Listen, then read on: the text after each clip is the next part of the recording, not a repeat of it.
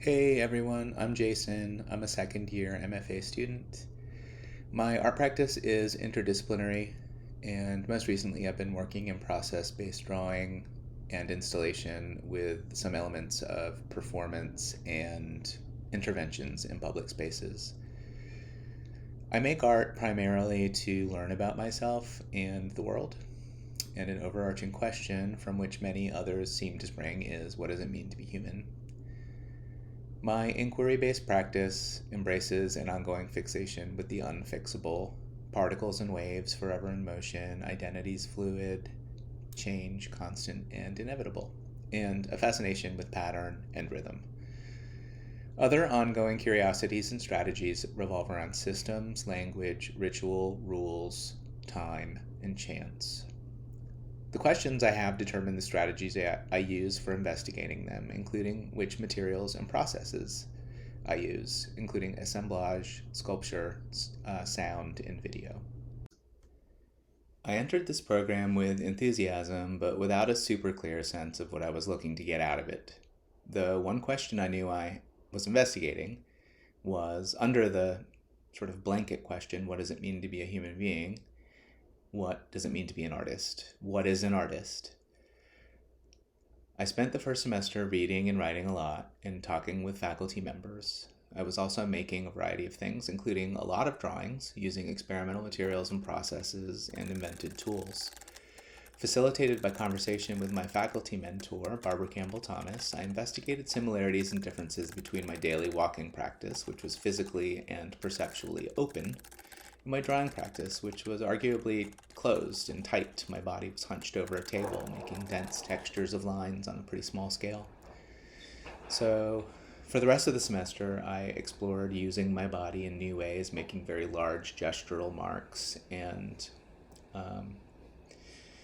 expanding my sort of artistic vocabulary and connecting my drawing practice to my body. Over the winter break, I used Greensboro Project Space as a lab to try out some ideas, and during these few weeks, I had an important revelation. Deeply embedded in the question, what is an artist, was, am I an artist?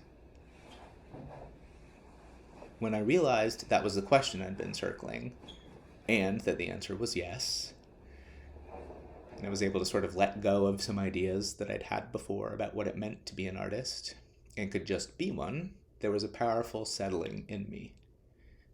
The gnawing question, am I an artist, was causing me a lot of interference as it manifested in me trying to demonstrate to myself and others what being an artist looks like, or what I thought it should look like.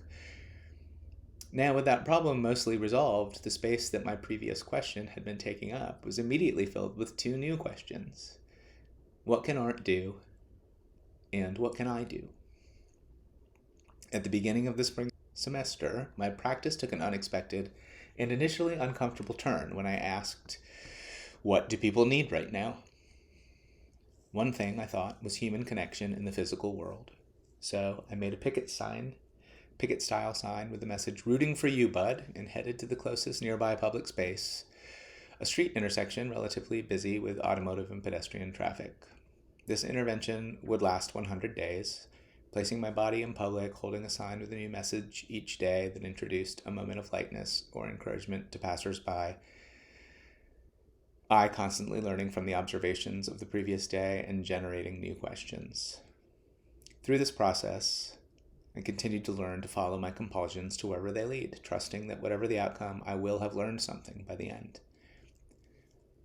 Throughout the intervention, I continued my studio practice, making drawings, a few artist books, small wooden objects, and a very large woodcut. At the end of May, I engaged in a 40-hour work performance, transforming a gallery space in GPS into a process-based drawing installation. Later in the summer, in Gatewood Gallery, I collaborated with another artist to transform part of that space into a large cardboard installation of movable drawings and sculptural elements with an animated projection. I continue to work on pulling drawings into space.